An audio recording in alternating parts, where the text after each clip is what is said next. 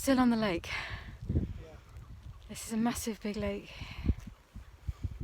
In Wellingborough we're going around, see what we can find. It's beautiful countryside. And it's just an expanse of water. I'm really grateful to be up here. There are a lot of pine trees, and this is the first part of our lake adventure up here.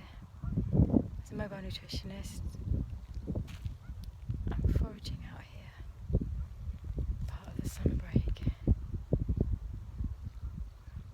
For survival eating, survival living.